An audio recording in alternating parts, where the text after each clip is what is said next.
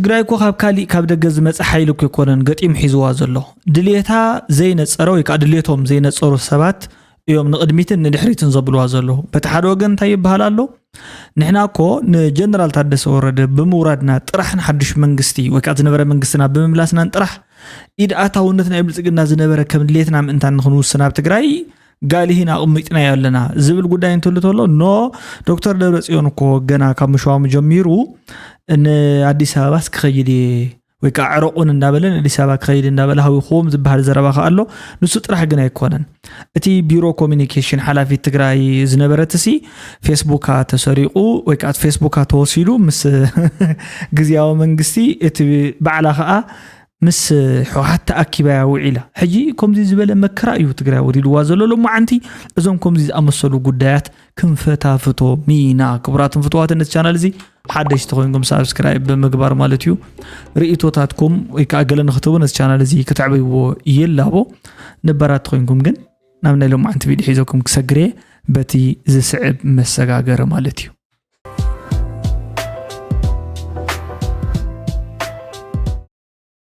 well said and well done ሕክያ አስመራ ዘዓበያ ተጋሩ እንታይ ይመስል እትሕክያ ናይ ማለት ንበዓል ዝኸውን ነገር እዩ ቀልድ እዩ ሰሓቅ እዩ ጾታ እዩ ሰሓቅ ምስቁም ነገር ኣሕዋቲና ኣይንፈልጦን እምበር ንፋቶ ኢና ከም ህዝብታት ሼር ዝገበርና ናይ ሓባር ታሪክ ነይሩና unlike today ሉ ዞም ከምዚ ዝበሉ ሓመስትን ዘረግትን ሰባት ቅድሙን ጾም ከ በጠቅላላ ማለት እዩ ንሓባር ዕድልን መጻን ክህልወና ኢልናውን ገሚትና ነብር ዝነበርና ህዝብታትና ሓባር ሓደ መበቆል ስለዘለና እንታይ የውጋዕ ዘናዶታት ዚአተን ሓሳበን እንታይ ይዝገልጽ ማለት ታይቲ ኢንቴንሽን ናይት መልእኽቲ ናስሓቅኩም ሰምዑኹም ኣብ ኣርጋነይ ካብ ኤሌክትራ ወሊደ ሓደ ቆልዓ ማዕበል ትበሃል ኣብ እንዳስዋፍታ ናይ እንዳትሽትሽ ኣትዩ ኮፍ ንምሳይ ከይትኸዲድ ምስ ኮፍ ኢለ أتي تخدرات لخي إيلو حر أنا قاصق إليه ريا بلو باي باي أتعجمي تجبت برا إيلو بروح يتبودي فلتين كند عجمي يدبل تقدر أتخي عجمي صبر إيلو باي باي سوانا خم تسألوا وندر حنا لا تدلي واتل فاضي كارو لخني بقى خلي تقدم إيلو حراي بتشعوان انت هتقبر تصنيحي وزته جلجل زبهر نجارات كم حنتي فقرنيا ويك كم حنتي استمرعوا سبيتي وزته مالتيو تزاربوا اتيخا ملس ملسلو بغالي بهلا جنابز قدايزي انت يرأينا مسيلكم حنت قال السيتي تخيد وليدات متصنيرا توم ولاداتهم تولدوا شعو استولدوا ابو من ادي مسكون ابزي حيزاتهم تمصجن ابو وزته جله زي فلطو ابزي كم زنبرو تفلطو ديهم مبزحاتو سبا يفلط انه كوم اي نبرنيو قالوت حزبتاتينا مخنيات اول سعيدكم እና በለይ ዝነግሩን ይራ اول سعيد ገለገለ ዝአመሰሉ ትግርኛ ስለድ ተዛረብና ጥራሕ ሕጂ አለካ ሙሽ ኮም አይኮነን ገለገለና በለ ምልእ ስለዘቦለን ክሳብ አንቀሩ ዝ ዲስኩር ዚ ተሞልዩ ስለዛዓበየን እተሰብ ናይ ሓባር መንነት ዘለዎ መስሎ ይስምዑን ዛስ ዋይ ካኖ ታመመንነትና ክትኮን ከላ ግን ናብ ሓዝዋይኹም ክትኮን ከላ ሓዝዋይኹም ግን احواتينا يبل من يولدنا كم يجرنا إن حوات كوينا نمنت حوات زبل قال عنا تتقيمو دس كم زخالي إن كم زينا أبنت تقرأي النيجيريان حواتيهم قالوا خم دين يتحونت مالتي زي ناي فقر حونت ديس ويس ناي بحكي ناي عط من سجان حونتين يريل كاتتأيق هايو زي ملس جن بتاريخ أبو حقو وزته قال أبتقرأ أمتلك وأنا فتصم كون هيكل بقى فتصم كم زي كون أي خلنا يجيبوا إنه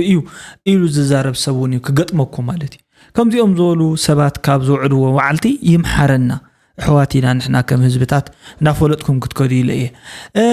نقست تيك توك ويوتيوب ويزورو أدوب بليناويت انت عايز بالحساب الله عاوز قول ده نقست يرترات فتن I'm queen Eritrean queen certificate دلنا queen يعني حوحات سيرتيفيكيت يبعتني شعبيات سيرتيفيكيت يبعتني ملو بقعد زلوا سمارتي لو من خلطة من قستي أبي أحمد كو خمسة حنباشاكم حقوق تقوريسي أبي أحمد كم قلعة حدا عمد من حرد عمد صبص عمتي خذا ها جن كل حليفو من قستي إرترا تعاريق ومستقارو نحنا هازي طعس جيرنا ህዝብ ትግራይ ብኩሉ ተዘሪ መስኪና ህዝብ ትግራይ ኣነ قبل ቤት ፎቶን ህዝብ ትግራይ ኣነ ብለናይቲ ኩርዕት ብለናይቲ ማራይ ተደምፀን ህዝብ ትግራይ ብሽድሽ ሃገራት ተኸቢቡ ተቀጥቂጡ ነፍሱ ክሳብ ጽል በሓው ነዲዱ كل زريوه كل قفيعوه كل حقوقه وتيم تقرنيا تبال حواتهم كي ترفكم انصارهم كينكم نعنا تصرفنا نيركم كل كحيدوه كل اخطفي للو بتقراي غيركم تساغيركم دمصحهم كي ترفكم انصارو تطويلكم انا حزب تقراي فلطني تقراي رقيص اي فلطني انت مسلا فلطني حزبي جاست ግን ايموشنال سبيريتوال ግን سمعيت አለን በቃ احواتي كانوا مسمعوني حدا كوين سمعنا مسو حزب ኤርትራ ሶስ መንግስት ጽቡቅዮ ክብርትን ፍቱትን ሓፍቲ አዱ ብሌና ንሓደ ሓደ ሰብ እንታይ ዝበሃል ነገር ኣሎ ንሰብ ወይ እንተገይሩልካ ወይ ንገረሉ ወይ ግበረሉ እዚ ምስላ ወለድና ስለ ዝኾነ ክንጉሕ ማለት ክገድፈውን የብለኝ ጥራሕ ዘይኮነስ መዓልታው እንተ ኺኢለ ክዝክረለኒ ኣብ ህይወተይ ክጥቀመሉ ክእላለኒ አዱ ዝገበረትልይ ሓደ ነገር ክነግረኩም እየ ማለት ኣብቲ ሽዑ እዋን ኣብቲ ትብሎ ዘላ ወቕታዊ ህሞት ወይ ከኣብቲ ከቢድ ግዘ ምስ ናታ ቪዲዮ ሰራሕኮ ከም ትሕጂ ቪዲዮ ወሲደ ሰሪሕ ዝኔኹ ናታ ቪዲዮ ሰራሕኮ ቪዲዮ ነይሩ ሕጂ ንሳኻ ኣሽዑ ሓደ ኣዝዩ ክብድ ዝበለ ነገር ገጢምዋ ነይሩ ማለት እዩ ስለ ዝተፈትሐን ከም ትሕጂ ኸ ሰላም ኮይና ከም ሕጂ ትሪእዋ ዘለኹም ሽኮር እንዲያ ካብ ቀደማ ግን ጽብቕ ኢላ ማለት ሪህዋ ክሪኣ ከለኹ ደስ ይዝብለኒ ምክንያቱ ንዓይ ዝገበረትለይ ጽቡቕ ስለ ዝኾነ ከምኡ ዘይገበርለይ ኣካላት ከዓ ሞሊኦም ስለ ዝኾነ ንኣብነት ሞኒካ ማለት እዩ እዚኣ ታ ኣጌራትለ መሲልኩም ሽዑ ቻነለይሲ ምስትናታ ዝተታሕዘ ኮፒራይት ብዝበሃል ነገር ይዕጾ ሕጂ ሽዑ ትጻረፍያ ኳዳ ነይራ ኣዱስ ትጻረፍያ ነይራ ዝኾነ ሞመንት ነይሩ ተጋሩኹም ጅጌሮም ንገለገለ ትብል ነይራ ምናልባት ክጽሕፈላዶ ቻነል ይተዓጺኒ ክጽሕፈላዶ እንድሕር ዳ ጽሕፈላስ ተሰምዕዶ ትኸውን ኣዘራርባሲ ስማርት ኣትመስል ደሕና ሰብ ትመስል ትጻረፍያ ግን ዘላ ብትሽዑ እዋን ንሂራን ኮርያንያ ትዛረብ ዘላ ገለይለ ብኢሜይል ማለት ሴንድ ይገብረላ ሕጂ ንጉሆ ጽሒፈላ ሰዓት 6 ከባቢ ማለት እዩ ብሽዑ ኣቆጻጽራኒ ዓድና ሰዓት 8 ከባቢ ወይ 2 ሰዓት ድሕሪ ማለት እዩ ወዲያው እትዊላ ትክክል እዩ ከምዚ እዩ ሕጂ እቲ ቪድዮ እንድሕር ዳ ካብቲ ዝነበሮ ማለት እዩ ዲሊት ተዘይልካ ዋላ ምስተመለሰ ከዓጽኻ ስለ ዝኾኑ ብጥንቃቄ ጌርካ ከምልሰልኪ ኣገሊላትኒ ከምዚ ዝብል ሓው ሕጂ ተናይ በሓቂ ውሽጣውን ደጊኡን ዘምስል ጥራሕ መልሓሱ ኣይኮነን መልሓሱ ጥራሕ ዘምስል ኣይኮነን ሞኒካ አላ ናይ ኩላና ናይ ሰለስተ ገለመለ ቻናል ዕጽያቶ በሓደ ግዜ ዕጽያ ማለት እዩ ግስመ ቢላቶ ዝተቀመጠት አላ ወላ ናቲ ጥፋ ዘይኮነሲ ከረዳውን ግዜ ዝሃበት ናብነት ከምዚ ኣዛመሰለ ካልኦት ሰባት ከኣለዋ ብጣዕሚ ስማርት ዝኾኑ ሰባት ንዓይ ስለ ዝገበረትለይ ኣይኮነ ናብ ትሽዑ ሞመንት ትሽዑ ትብሎ ዘላ ነገር ሓቃ ምኾናሲ ክነግረኩም ስለ ዝደለኹ ማለት እቲ ዝገበረትለይ ነገርሲ ንሳኳ ገይራትለይ ኣነ ክዛረበሉ ንቡር ስለ ዝኾነ ማለት እዩ ወይ ከዓ ምስጋና ስለ ዝግባ ገለገሉ ይሰብ ነትሕውነቱ ነተሓልዮቱ ነቲ መቅረራቡ ብተግባር እዩ ዘረድኦ ወይ ከዓ ብተግባር እዩ ዝነብሮ አለው ብዙሓት ሰባት ኩሕጂ ደው ኢሎም ብውሽጢ እዚ ክንዲዚኣ ተኣክል ንእሽለይ ገንዘብ ናብ ከምዚ ዝበለ ዝተጸገመ ሰብ ኣብጻሕልና ንተጸገመ ሰብ ሓቦ ዝበሉ አለው በቀዳማይ ወን ብዙሕ ቪዲዮታት ቪዲዮ ምናልባት ምስናይ ጽድቅ ምትሓዝ ምስገለ እዩ ብሽፍን ዝበለ መልኩዕ ግን ሹምና ኣይተልዕለልና እንበርገለ ኢሎምኒ ሶል ዝበሃል ሓዋይ ኣሎ ማለት እዩ ኣየናይ ሶሎሞን ምዃኑ ስለዘይ ዛረብ ዘለኹ ብቁሉዕ ስለዘይኮነ ብጣዕሚ ኣዝዮም ንሱ መሓዙቱ ብዙሓት እዮም ኣለኒ ትናቶም ቪዲዮ ሪከርድ ኩሉ ነገር ኤቭሪቲንግ ማለት እዩ ኮይኖም ሲ ንእከለን ተይበሉ ዘይፈልጥዎም ሰባት ሓግዘላና በሉ ሓግዘና ሕጅውን እዩ ኣብ ቅድመ ወርሑን ኣይከውን ማለት እዩ ዝኾነ ገንዘብ ይልእኹ በብመዓልቶ ብጽሕዮት ሓደ ቪዲዮ ኣቕሪበ ነይረ እከለ ይሓግዝቱ ይበልኩ ማለት እዩ ሕጂውን ምሉእ ቪድዮ የለን ናብ ዝኾነ ሰዓት ምናልባት ንዓኻትኩምን ክትሰምዕዎ ስለ ዘለኩም ናይ ጽቡቕ ተግባር ስለ ዝኾነ ምናልባት ናይቶም ሰባት ናይቶም ዝሕገዙ ዘለዉ ድልየትን ኮንሰንት እንድሕር ዳ ሰናይ ፍቃዶም ኮይኑ ማለት እዩ ብዝኾነ ግን ከምዚ ዝብሉ ሰባት እሲ እትሕውነቶም ብተግባር ብትኽክል ዝነብርዎ ሰባት ኣለው ከምዚ ክንገብር ከለና ናይ ብትኽክል እትሕውነትና እውን ይርአ ብተግባር እውን ይምስከር ካብኡ ወፃእ ዘሎ ግን ኣንሕና እኮ ከምዚ ኮይና ተፈቅርኩም እንደሌና ተጽምዶ እንደሌና ገለገለ ዝብሉ ግን ብተግባር ከዓ ዘይነብሩ ሰባት ከዓ ይርኤ ማለት እዩ በአንጻሩ ዝኸዱ በአንጻር ተዛረቡ ከዓ ዝኸዱ ማለት እዩ ዋላ ደረቀኛ ኮይኑ እንዳተጻረፈሲ ሓቂ ዝገብር ካብ መምሰላይ ዓርኪ እሙን ዝኾነ ጸላኢ ይሐይሽ ማለት ከምዩ ኢለ ዝግምት ካብ ዕሾኽ ምድር ቤት محرنا يبدو ولد نعشوخ مدربيت كبيديو أبدأ عشوخ أما تدالي خجل إخاتو وش تجن እሾክ ከቢድ እዩ ማለት ስለዚ ትክክል እዩ ከምዚኦም ዝበሉ ሰባት ኣለው ለዋያ ብጣዕሚ ካብ ዝግባን ለዓል ማለት እዩ ሓዛኒት እያ ይዝክሬ ናታ ፐርሰናሊቲ ብምስክርነት ጥራሕ ዝተርፍ ኣይኮነን ይዝክር ዓዲ ዳዕሮ ተወቂዑ ተባሂሉ ደብዳብ ናይ ዴታት ገለ ተገሊጹ ሽዑ ማለት እዩ ከተማ ዓዲ ዳዕሮ ምስተሃረመት ኩለን ነይረን ተን ዕቡዳት ዘለዋ ማለት እዩ ማዓት ዕቡዳት ነይረን ሽዑ ከበሮ ወቂዐንስ ዝሳዕሳዕውንስ ነይረን ሓቅን ምዝራብ ማለት እዩ እዚኣ ትበኪያ ነይራ ሽዑ በኺያ ሊትራል በኺያ ማለት እዩ ሶ ሰብ የዋህ እንድሕር ኮይኑ በቲ መጠን ንሰብ ዝፈትዎ በቲ መጠን ንሰብኣውነት ዝግደሰሉ መጠን ፀገም ክበፅሖ ይትደለኒ ኢኻ ሕጂ ኣነ ብዝተኻእለኒ መጠን እንተዝኽእል ኩሉ ፀገማታ እንተዝፍትሓላ ተዘይክኢለ ግን ዝኾነ ይኹን ፀገም ንኽበፅሓ ማለት እዩ ከም ሰብ ከምቲ ንሳ ዝሓልየቶ ፍቓድ የብልን ኣብ ከም በዓል ኣዱ ዝኣመሰላ ማለት እዩ ብድሕሪኡ ዋላ ሕማቃት ዘረባ እንተትዛረብ ኣነ ኣይሒዞን ማለት እዩ ስለ ዝፈልጥ ትክክለኛ ነገር ትሽዑ ዝኾነቶ ሰብኣውነት ዘርአያቶ ስለ ደስ ዝብለኒ ድሌታ ክትዛረብ ሕጂ መሰል ኣለዋ ንምንታይ ደይ ፀርፈና ሕጂ ማለት እዩ ትኽእል እያ of course ትምልሶ ከለካ ፀላእትካ ይፈርሑካ ፀላእትካ ክልተ ሰለስተ ግዜ ክሓስቡ ኢኻ ትገብሮ መንግስቲ ሃሊካ ድሓር ከዓ ፍርቂ ኢድ ናይ ፀላኢኻ ካብ ክልል ከውፂኻ እዩ ናይ ብልፅግና ኢድ ነይሩ ይሕምሰካ ሓቀይ እዚ ኢድ ተቆሪፁ እዩ ሕዛ ክልተ ቤተክርስትያን ዘቀድስ የለን ኣብ ክልተ ቤተክርስትያን ዘቀድስ ቤተክርስትያን ሓንቲ እንዲያ ኣብ ክልተ ቤተክርስትያን ትቀድስ እያ ስለዚ ኣብዚኣ ትግራዋይ ዝኾነ መንግስቲ እዩ ስለዚ ረውሑ ትግራዋይ ዝኾነ መንግስቲ ምጽኻስ ፍርቂ ኢድ ናይቲ መንግስቲ ዝነበረ ብልጽግና ቆሪፅኻ ደብሪ ኢኻ እዩ ኢኻ ሶ ፍርቂ መከራኻ ኢኻ ደብሪ ኢኻ እና ኣተው ሕምስ ሰላምካ ዝኽልአካ ዝነበረ እቲ ኢድ ቆሪፅኻ ደብሪ ኢኻ እዩ ሶ ዚውና ባዕሉ ረብሓ ሓራይ ናይ ባዕሉ ረብሓ ኣለዎ ግን ኣብ አንድ ሃለኻ ታዘረባ ውድ እንተየበልካያ ታረብሓ ትክክል ኢኻ ታረብሓ እንታይ እዩ ጣልቃ ኣታውነት ኢድ ኣታውነት ኢንተርፌረንስ ወዘተ ዝበሃል ነገር ኣይህሉን ግን ብክልተ ነገር ኢኻ ትሕዞ ዘለካ ሓደ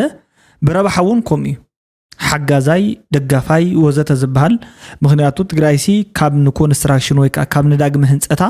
ንስልጣኖም ዝንሓንሑ ሰብ ስልጣና ስለ ዘለዋን ንስኻ ነቶም ካብቶም ዝንሓንሑ ሓደ ኣካል ፓርቲ ኮይንካ ነቲ ሓደ ደጋፍ ኮይንካ ስለ ጠጠው ዝበልካ እዩ ኣብ ኣነ ሃለኻ ታዘረባ ከይወዳእኻ ያ ከለኻ ሓወይናተይ ትዛረቦ ዘለኻ እኮ ትክክል ይመስል ክሳብ መዓዝ ክሳብ ሓገዝ የልይና እዩልናን ምጥራዕ ንጀምር ክሳብ ሰብ ይሞተና ኣሎ ኢልና ምዝራብ ንጀምር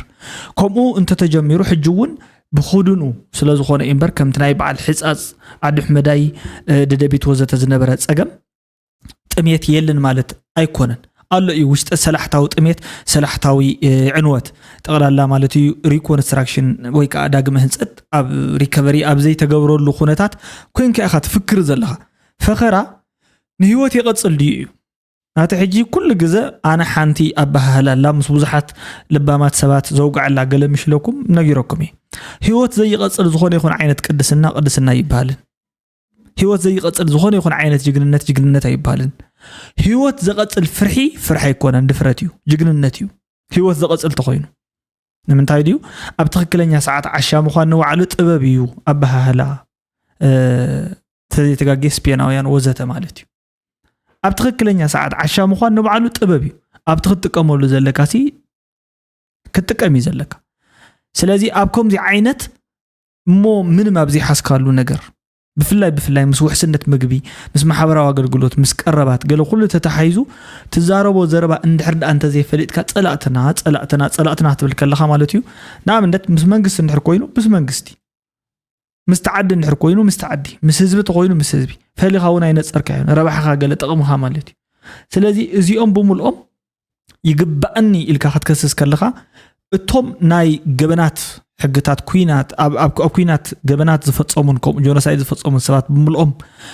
ተታሒዞም ናብ ሕጊ ክቐርቡ ክኽሰሱ ወዘተ ዝበሃሉ ከይድታት እናኸዱ እናሃለው at the same time ድማ ኣብ ትግራይ ማለት እዩ ዘሎ ረብሓን ጥቕምን ክትወስዶ ዝግባእ ማለት እዩ ናይ ባዕል ሃፍቲ ዘጥረናዮ ከም ዜጋታት ኮይና ተሳትፎ ማለት እዩ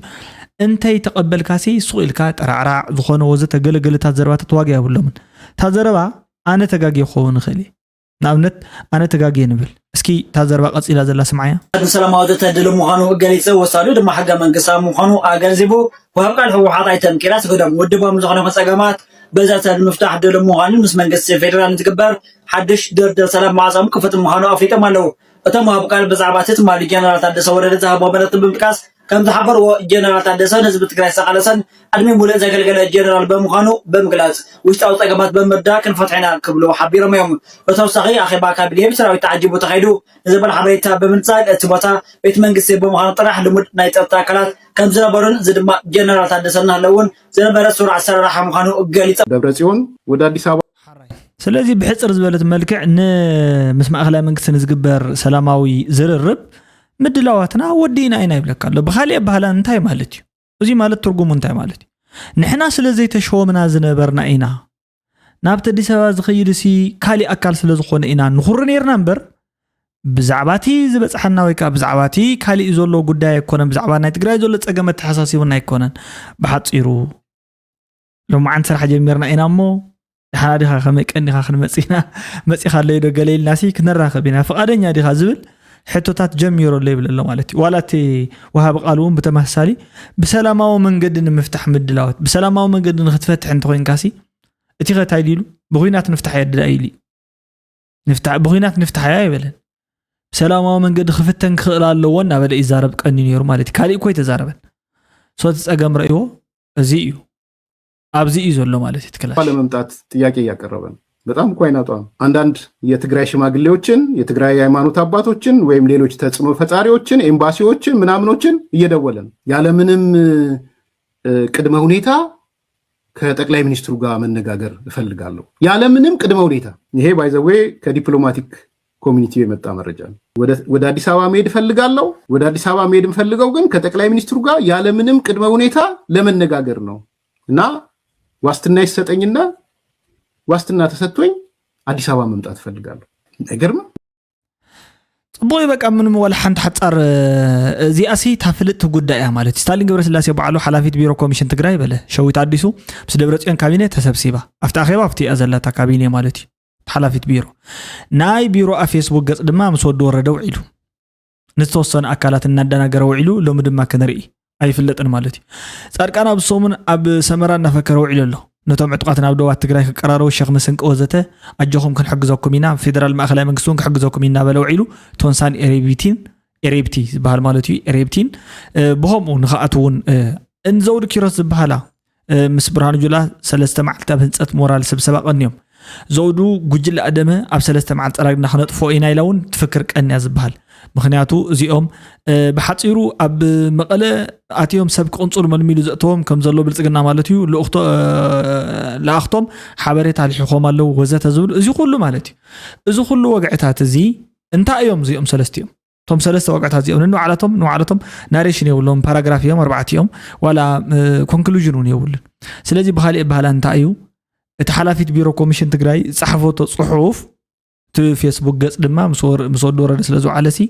ሊሒኹና እዩ ብጌጋ ዝወፀይ እምበር ንሱ ይኮነን ጽሒፉን ምባሊ እዚ ንምባሊ እዚ ኩሉ ትድሕሪኡ ዘሎ ቀፂሉ ዘሎ ማለት እዩ ተተርእስ ዝመጽ ሓሳባት እዩ ሕጂ እኹዋጉ እዮም ንንዋዕላቶም ማለት እዩ ንንዋዕላቶም መን ነቲ እዚኦም ሒዞም መኻኣቱ እንታይ ይፈልጡ ኮይኑ ነገታቸው ሆን ታደሰ ሆስ እንታይ አለ ታደሰ ለይልካ ኸሊ ሕቶ ትግራይ ትምልስ ዲኻ ታደሰ ዘገበረ ትገብር ዲኻ ኮንሴፕት ወሳነ ሕቶ ጌታቸው ይተአለልና ተባሂሉ ታደሰ መጽ ታደሰ ይተአለልና ተባሂሉ ዶክተር ደብረጽዮን መጽ እንታይ ዘሎሞ ትሕቶ ዝምለስ ሕጂ በታደሰ ዘይተረኸበ ናይ ፌደራል ጸጋታት ትግራይ ክትረኽቦ ዝግባእ በትናይ ቀደም ናብ ኩናት ዝወሰደ ቤት ምኽሪ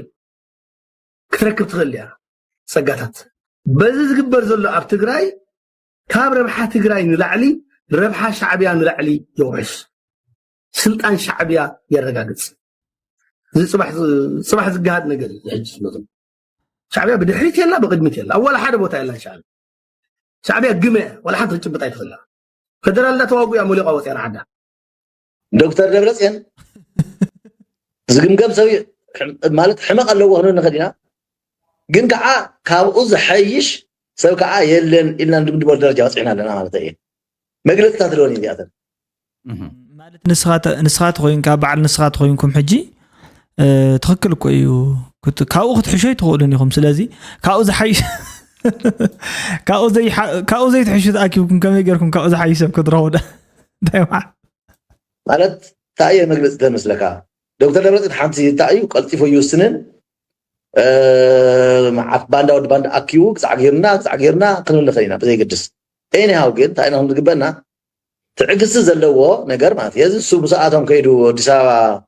ተሽየም ነይሩ ወይ ከ50 ሰዓቶም ከይዱ በርገር ተዝበልዕ ነይሩ ህዝብ ትግራይ ህዚ ከም ህዝቡን ሓለዋቱን አይምኖር መስዋዕቲ እዚ ናይ ህዝብ ትግራይ መስዋዕቲ ማይ ኮይኑ መውፂና መጥፊና መጨረቀና ነይሩ ኢለ አምን ማለት እዩ حراي እዚ ዘረባዚ ትናቱ እምነት እዩ ከምናቱ እምነት እንታይ ዝብል ዶክተር ደብረጽዮን ምስቶም ካልኦት ምስ በዓል ጻድቃን ወዘተ ገለ ኸይዶ ተሸልም ገለተ ዝኾን ነይሩ ጠፊና መሃለና ዝብል እዩ ጠፊና መሃለና ነርና ምክንያቱ ሕጂ መእተውን መውፅን ኣይመሃለወና ነይሩ እዩ ዝብል ታቃሉ እዚኣ ምናልባት ተዘይቀይርዋ ተዝልቀሉ ወይ ከዓ ይቀንየሉ የዝልቀልካ ወይ ከዓ ይቀንየልካ ኢና ንብል ማለት እዩ ንሕናሲ ካልእ ንብልን تقني تا غداي حجاب تግራይ ዘሎ حدش معباله سعيبو መንግስት ፌደራል እንታይ ገብር ከም ዘሎ ዝመክር መድረኽ ተኻይዶ ኣሎ بخالي بحالا ابزي اتعزل دكتور ابراهام سي بلاي سرالو مدرخ ينيرو እቲ መድረኽ ካታ አይዝብል ውግእ ንሕርድ አኽነ ካይድ ኮይናሲ ውግእ ከም ዝካየድ ንዛረብ ድሕነቱን ምሕላው ሰላሙን ምርጋጽ መንግስት ፌደራል ህዝብ ትግራይ ካብ ዘሎ ዋጋ አጸጋም ኹነታት ንመውጻእ ዘሎ ፖለቲካ ቁርጠኝነት ብዕሊ ክገልጽን ብፍላይ ከአንድ ሕርዳ ስጉም ተወሰድ ኮይኑ ሓላፍነት ዝተዋሃቦ ስጉምቲ كوسد لعلو تتادروا أززت مرحت بوليتيكا ودبا سبحفتي سمويا ميديا استفرالي كفالات حبرت سبس ترخبوا لي نيرو ازي جن وقع خلو ندحر كوينو سي ولكم وقع خلو تخوينو اب حزب زي كونس نتم فليات مرحتي توسينو كما يجيرو بمنتاي ازي ملأخ موت دي بملأك موت دي توقع خكايد ملأك موت راح يبعدني خاط راح نوسده كم زي زقبر ازو خوم زي زبحال ኣብ ልዕሊ ውልቀ ሰባቲና ከምዚ ንገብር ዘለና ዓቶም ስጉም ትንወስደልና ወዘተ ዝበሃል ጉዳይ ዓሪፍኩም ሒስኩም መخفተ ትብሉ እዩ ዝሓይሽ ምክንያቱ ቀድም ሕጂ እውን ዘሎ ክስታት ብሙልኦም ዝተፈጸሙ ገበናትን ወንጀላትን ብምንታይ ብዝበሃል እዮም ዲሲፕሊን ዝጎረሎም ወታደራት እዮም ነዚ ጉዳይ ዝፈጽሞሞ ብዝብል ናይ ሕጊ ክፍተት እዩ ክሳብ ሕጂ ማእኸላይ መንግስቲ ሻዕብያ ወዘተ እዚኦም ኩሎም ዝማጎቱ መንግስቲ ሻዕብያ እኮ ገና እንዲ ኣብቲ ሙጉት ዝኣተወ እንዲ ምክንያቱ ጥሒሶምሉ توم ندا حوحات بعلم صمرو بمغوارسي اتغبناتكا سنل غيرنالك اينا فويد كوين إيلومو سلازي حدا أكل نايت جينوسايد حدا إذن نايت عترو نايت جينوسايد مالتيو فوريسو موديقو سلازي كيكسو مالتيو أما عكوريا قسل زولو كلبس كم دليت نينبح كوين وم نتي نخي خصوبلو نتوم كالوت كستاتون قديفهم تايب لن حجي زخانة سبسي ندا واقعنا نهالناس نفتح جن يسرحو زولو يمسلك كاري لن ويس نو ولك أو سلطانو أي كم زي مثلا أنا الأبك نفتح الأدحر دقي من جلس إلى خريعة سلازي كوم زين دحر كوينو نتفتحي ندحر زين سرح لنا خوينا أنا بحكي بقى نقدفه خالي حشوية نقدفه بملو زلنا من مارسي تفتحي ندحر زين نقص كوينو تحجز ولا أتليست تقمي نتهزبي كنا تقوي بلنا تفتحي نتفتحي زين سرح تقوي ناسي تتقمم كملت أنا يقول كاب كل تيو كسارة زخونا نابرام انتان كاين نبر مالتي سلازي كم زبل حشوي ايو تمكم زولكم اكلات بعل ابراهام دو وزته رجلت بحالو دي سوا زلهم كامالتيو قدم حجي حزب فلينا كم زيغيرو زبل اكايدا حاسوتيو مچور باريو ازو كله جبنات استفصم بزو غداي زي ازي حزبي نمبل كالاي غزي ولا تقدما يون جبن كوينو تغليصو جبنو زي ترى أبزي 21 كفل زمن سي كسب كنو زأكل زحلقله مخانو زي تفلت بعالم ملو زي تنقرلو جن عالم نرأيته ولا نتزارب كيا أي سمعني لا أدهباتو نزلنا قداي داقم اتينا قال زبل قداي نحرد أخوينو حجي حمس مزبل عندك حمس يخليو شقرك في الطريق سلازي أبزي قداي زي آتيكم إيدكم سحيبكم كوف انت تبلو من الوات نزحاشو كالوت ممارصتات مونغو او نزخونو نغلطي حزبتات مليسوم ولا بغروبتنا يكون ولا بحنساب يكون كنبرو نزخولو نفقرتات تتصرح امبر سغومتون وسدنا كومزي غيرنا سغومتون وسدنا نسخاتكم سغومت وسدكم تاخم كتخلو خيدكم ممحدار تعينت ممحدار نايسب ممحدار ناي ملاخت ممحدار يتمصنيهم شو مچس بحصيرو سلازي تግራይ ካብናታትኩም ክልቱ ይህልኽ ክትወፅዩ ዘለዋ ክልታኹም ኣይተልዩን ኢኹም ዓሪፍኩም ኮፍተ ትብሉ ጽቡቕ እዩ ኣይተልዩን በቃ ክልታኹም ኣይተልዩን ከም ዘይተልዩስ ነጊረኩም ይፍታሕ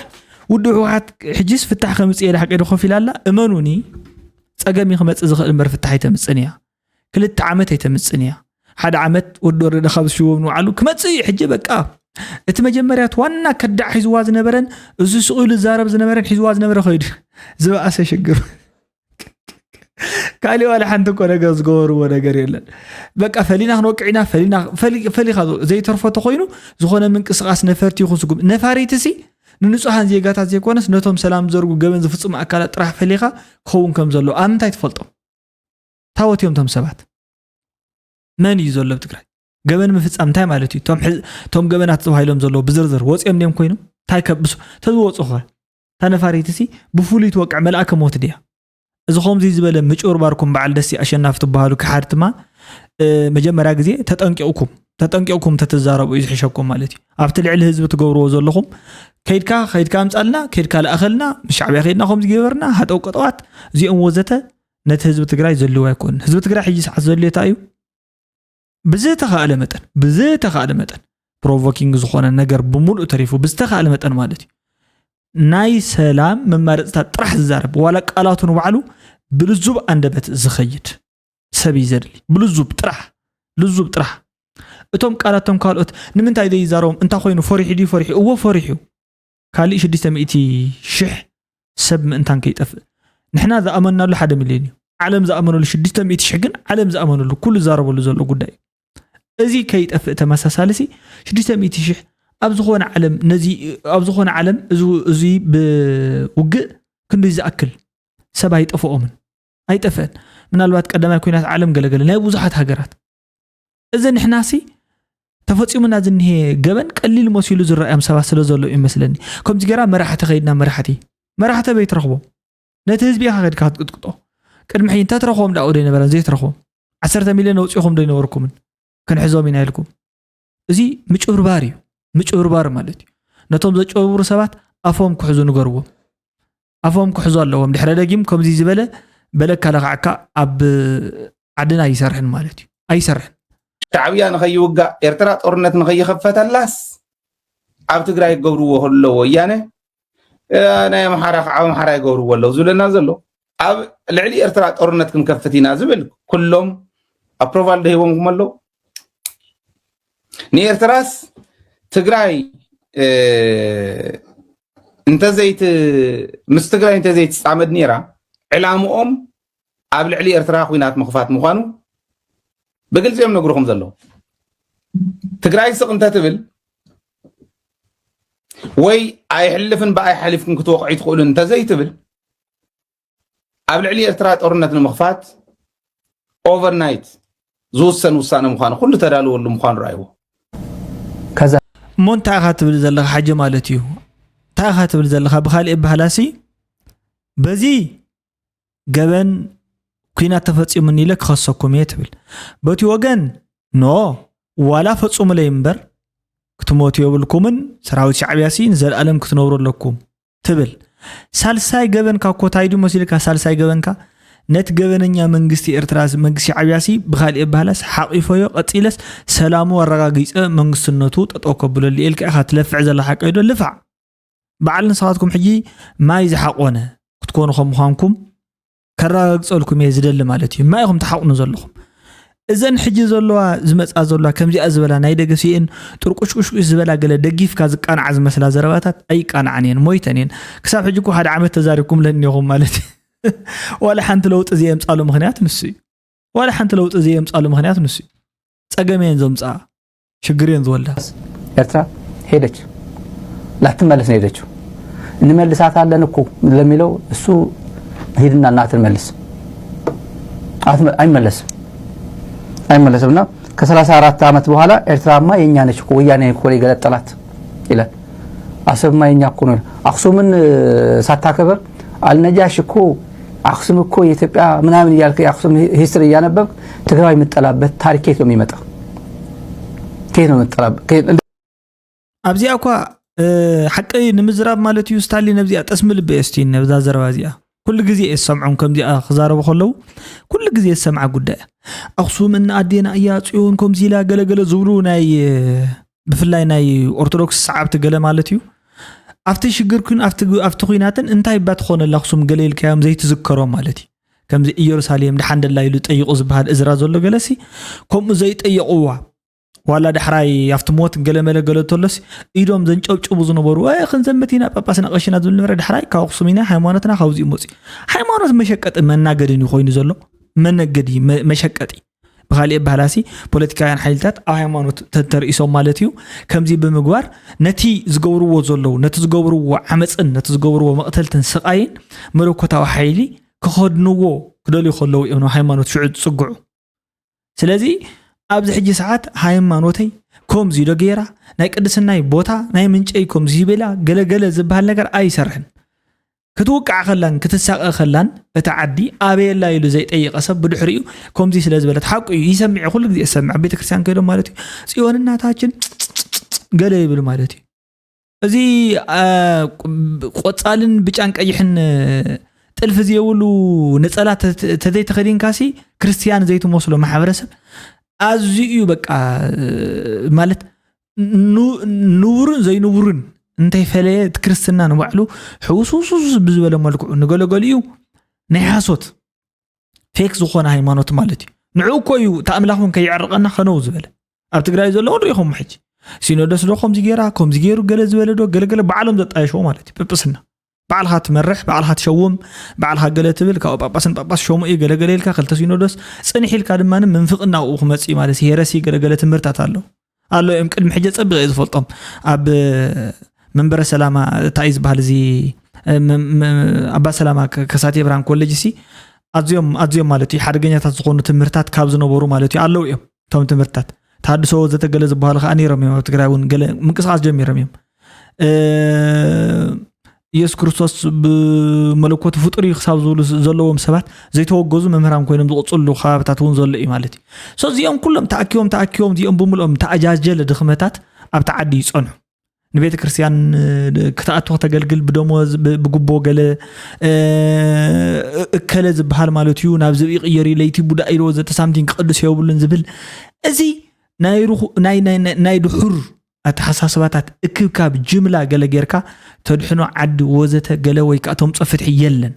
حجي كات زبلت نتحق حقي نتحاسوت بمبال ترحيا كتدحن تخيل كاون كتدحن انت خيل كمالتي بتقطر صباي طرحيها كتدحن تخيل امبر كمزي صنحن تبلتولو نابزي قلبط እናበሉ ማለት نعنا فوتونا شعبيه مبال جمرت ولدسي كما يغير يحي خدحنا انت كاي يفوتوكا بتعم منبري بتعم منبرين كا اي سنقن رديتن حاجزن زتولكا زلد امنديدا نسندي እኳኳንስ ኣብዚኮ ውዕል ስለዝነበረና ኮንትራት ስለዝነበረና እዩ ከምዚ ዝገብር ዘሎ በቲውን እኮ ስንቂያቶና እዚ ግን ብነጻ ይዛቶና ዘሎ ከም እኮ ከይትብል የለን ካብዮም ጽይቱ በቃ ቶም ዛረብዋ ዘሎ ቶም ትክክለኛ ዛረው ዘሎ ሰባት ስምዓዮም ኣነ ካብ በዓል ቤትን ለዓሊ ካፍቱ በዓል ዋናን ለዓሊ ኣኔሪ ይምስላ ስለዘይ ለኹ እምበር ከባል ቤት በላይ ያወቀ ይባል እዚ ኣዝይ ሓደገኛ ዝኾነ ጉዳይ ማለት The African report አይብለሎ Tigray is being led back to the brink ዞል ማለት እዩ ስለዚህ እዚ አይተጌታቸው ቆሙ ይሉ ከም ዘሎ ጌታቸው ረዳ ማለት እዩ ከም ኢሉ ከም ዝገለጸ ተመልሰና ፍት ዝነበረቶ ጸገም ተአቶላ ዝብል ጉዳይ ይገልጽዎ ዘሎ ማለት እዩ ይምሐረና ካብኩም ዚ ናታትኩም ጥፍአትን ናታትኩም ድሕረትን ናታትኩም ሩኹስ ዝኾነ አካይዳን እዩ ነተዓድና ኣብዚኦም ጽዋ ዘሎ ዋላ ክትማጎት ከለኹምውን ሽንጥኹም ገቲርኩም ትማጎት ንፍትሒ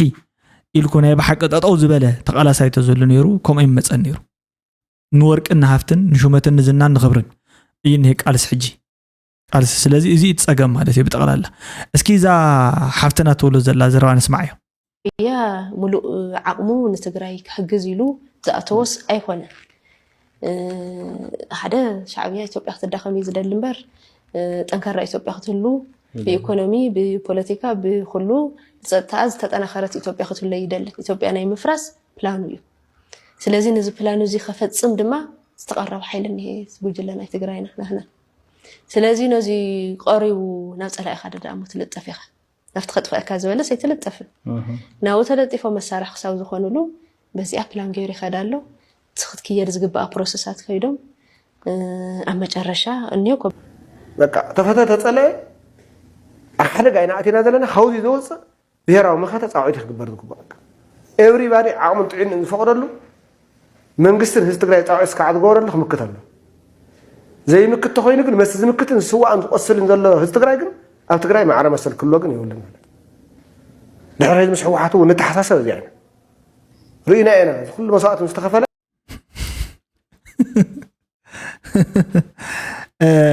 ልኡኻት ኩሉ ግዜ ብዛዕባ ዝዛረብዎ ሓሲቦም ኣይዛረቡን እዮም እቲ ዝተለኣኽዎ ጥራሕ እዮም ኣውፂሖም ዝመፁ ማለት እዩ ንሱ እውን መልእኽቲ ኣቑራም ዘይምዃኑ ብትክክል ምብፅሑ ሓደ ተኣማናይ ዝገብሮ ጉዳይ እኳ ተኾነ ዝተሰውእን ዘይተሰውእን ማዕረ እንታይ ዝበሃል መሰል ክህሉ የብሉን ኢሉ እቲ ዝተሰውእ ዳ ስውእ እንዲ ኣበይ መሰል ክትቦ ኣበይ ኮይንካ ከተርክበሉ ናይ ብሓቂ ቅድሚ ሕጂ ዝተሰውእ ሰብ መመሰል ሂብካ ዲኻ ኮይንካ ኣበይ ክትቦ ተትፍትን ነራ ትዓዲ ንባዕሉ ትኽእል እያ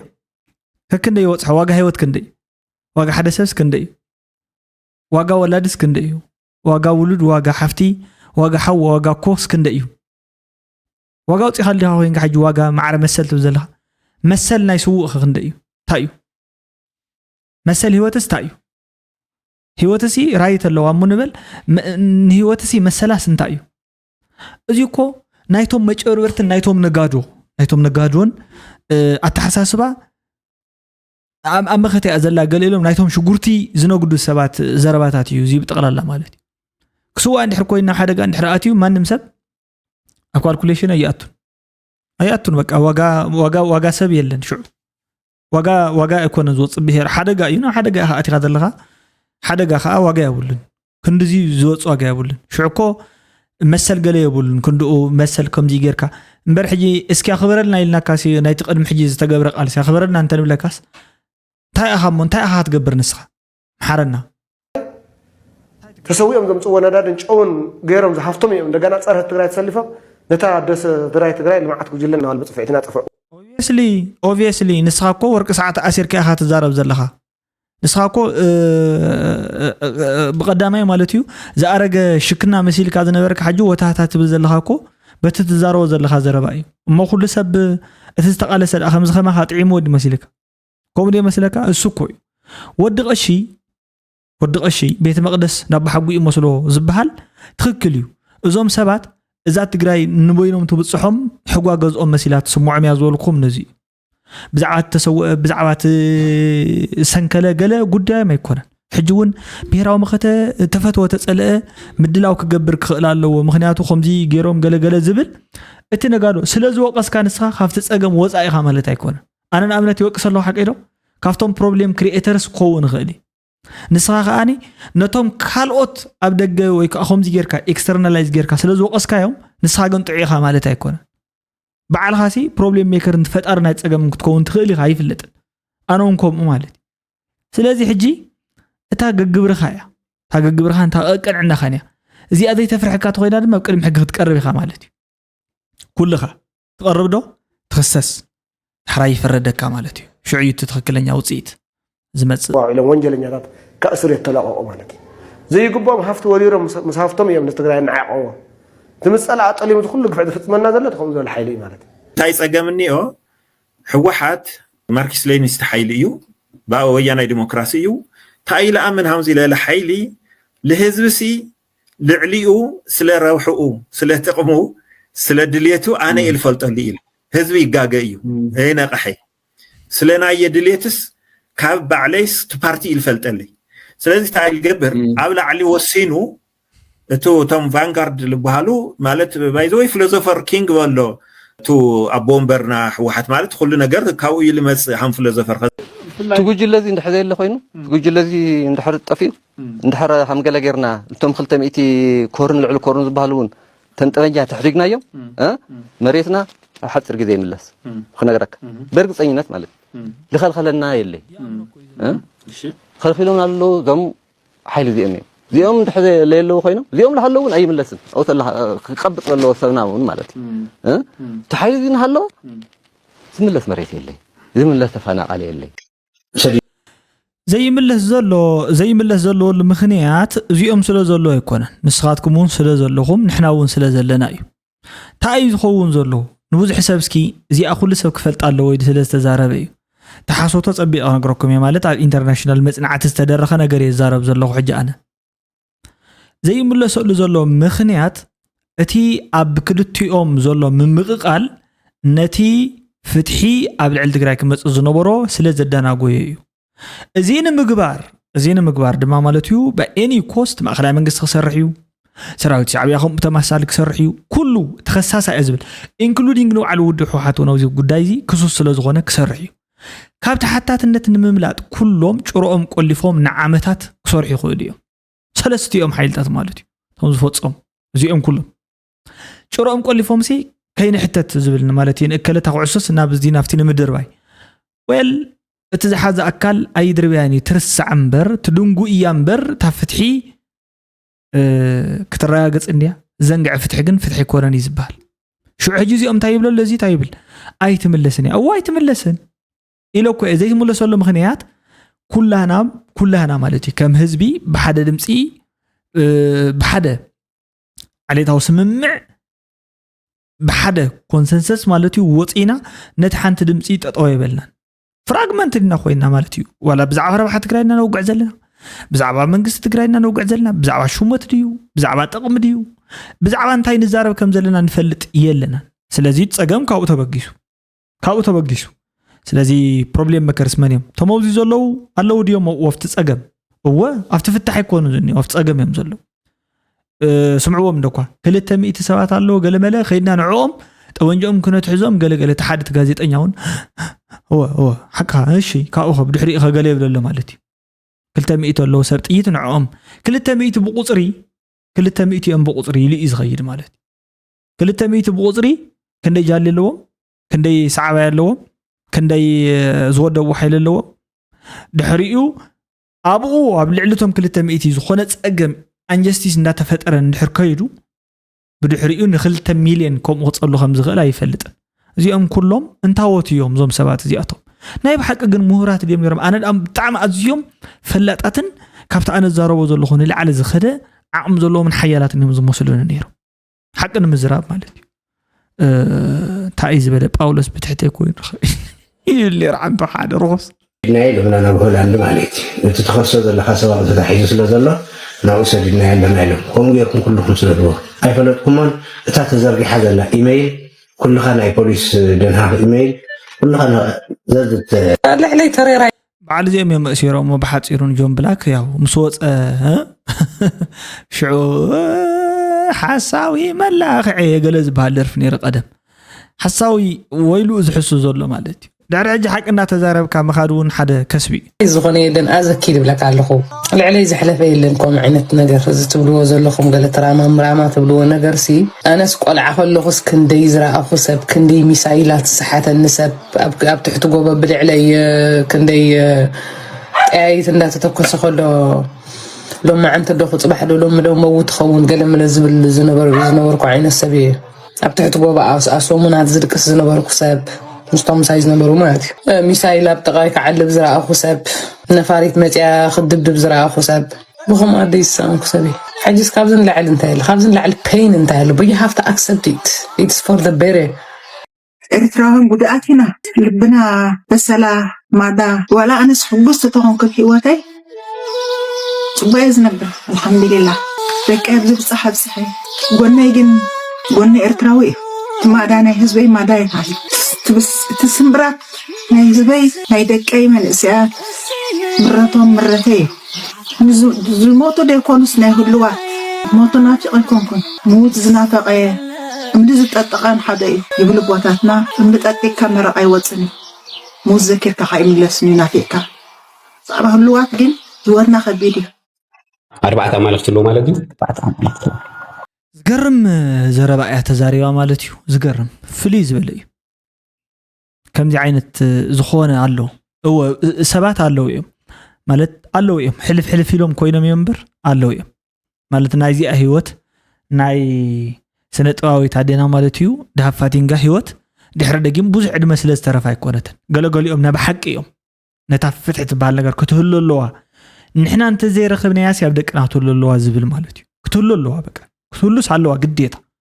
ክትህሉ ኣለዋ ተዘየልያ ፀገም እዩ ዝመፅእ ፀገም እንታይ እዩ ናብራ እዩ ህይወት ኣይትቕፅልን በቃ ኣይትቕፅልን ስታንዳርድ ኦፍ ላይፍ ግደፍዎሞ ክመሓየሽ ትዘሎ ንባዕሉ ክቕፅል ኣይከኣለን ክቕፅል ኣይክእልን በቃ ትዘሎ ምምሕያሽ ኮ ካሊእ ነገር እዩ ትዝሓስካያ ምስ ሓስካስ ተመሓይሽ ናብ ሓድሽ ማለት እዩ እቲ ዝሕሱ ዘሎ እንታይ ዝገብር ዘሎ ሕጂ ምሳና ዝማጎ ዘሎ እንታይ ንሰይጣን ተተርእሱን ንሓሶት ተመርኩሱን ቃል ብቃል ማለት እዩ ጠጠው ኢሉ አንጻር ዘይፍትሓውያን ሰባት ንዕኦም ወጊኑ ንዕኦም ንምንጋስ ማለት እዩ ፊት ንፊትና ምሳና ምስ ሰብ ሓቂ ምስቶም ፍትሒ ንደሊ ዝብል ብዝተወሰነ መጠን ቃላት ፍትሒ ኣትሊስት ተገደደ ብኣፎም ፅያፍ ዘይዛረቡ ሰባት አንጻሮም ጠጠው ኢሉ ኣሎ ወዚ ፍሉጥ እዩ ሰማያዊ ውግኡን ንግረ መንገዲ ይመስል ምድራዊ ውግኡን ይመስል መንፈሳዊ ትሕዝቶ ዋላ ተዘይተሓዝናዮ ግን ኣብ መሬት ከቢድ ፈተና ከም ዘሎ ዝነግር እዩ ማለት እዩ ምክንያቱ ምስ ሓቂ ተላጢምካ ምንባር እኳ ከቢድ እንተኾነ ንሓሶት እንጊስካ ምንባር ግን ንዓለም ብምስልን ብምትላልን ብምጭርባርን ከመይ ጌርካ ን10 ሚልዮንን 15 ሚልዮን ጠቕላላ ህዝቢ ትግራይን ህዝቢ ኤርትራንስ ነዚ ኩሉ ኣታሊሎም ንኽነብሩ ፃዕር ዝገብሩ ዘሎ ማለት እዩ ገለመለ ሚልዮን ኣብ ኢትዮጵያ ምዘታልሉ ሓዊስካ ከዓ ክንድኡ ሓደ 40 ወይ 50 ሚልዮን ክኸውን እዩ ማለት ምእማን ከቢድ ነገር እዩ ሓደ ኮኑ 4 ኮኑ ማለት እዩ ስላሴ ሓደ ኮኑ 4 ኮኑ ስላሴ ሓደ ኮኑ 4 ኮኑ ስላሴ ማለት ሰለስተ ማለት እዩ እሺ ሰለሰ ማለት ሰለስተ ገበረ ሰለስተ ኮነ ሰለስተ ገበረ ማለት እዩ ሰለሰ ምክንያቱ ገባራይ ኣብ አክሽን ዝፍጽሞ ማለት እዩ ታክሽን ዝፍጽሞ ኣሎ ስለዚህ ስላሴ ማለት ሰለሰ እንተ ይለብ ቋንቋ ግእዝሲ ሰለስተስ ገበረ ማለት እዩ ሰለስተ ሰፈረ ወይ ሰለስተ ዓቀነ ወይ ሰለስተ ተዛረበ ወይ ሰለስተ ቆፀረ ገለ ኾን ይኽእል ስላሴስ ክንደይ ይኾኑ በለ ሓደ ይኾኑ 4 ይኾኑ ረብዕሞ ዘይብሎም ሽሞም አንታ ወደ ለብ ዘበነስ ኣነስ ናበይ ከም ዝኸድ በቃ ይጠፍአን ኣሎ ሕጅስ ናይ በሓቂ በቃ ዘጉህ ትዛረቡ ዘለኹም ብሎም አንታ ይጉዱ ሓታ እዝነይ ዲዩ ፊሎዞፍናተይ ሓደ ኮኑ 4 ኮኑ የጥቀም ቅሩብ ካብ ስላሴ ውፅእ ኢለ ሓደ ኮኑ 4 ኮኑ ዝብል ዋላ ዩርስ ንባዕሉ ትርጉምስ ሓደ ኮኑ 4 ኮኑ ዩርስ ብኻልኦ ትርጉም ከሎ ናይ ዩርስ ኢየሱስ ሓደ ኸውን 4 ኸውን እሽበት ትርጉም ኾነ ይረካ ጎድ ኣሎ ኣነ ዝኣምነሎም ማለት እዩ 4 ዓይነት ጎድ ኣማልኽቲ ኣለዉ هو أملاخات مالتي أملاخت تلك أملاخات يزبال أملاختي هي حجة تحانتي جود جي كابيتال ليتر جيركا نورمال مالتي تا ليفين جود مالتي تخليتي جي سمول ليتر جيركا تا ديد جود مالتي موت أملاخ مالتي موت أملاخ ጣዖት ማለት እዩ ንሱ ሕጂ ጣዖት ንኣምላኽ ሲ ኣምላኽ እንታይ ይኮን እንተሎ ሲ ሰባት ኣምላኽ ኢሎም ዘምልኽዎ ዕንጨይቲ እምኒ ቁስ ኣካል ጉኡዝ እንታይ ዝባሃል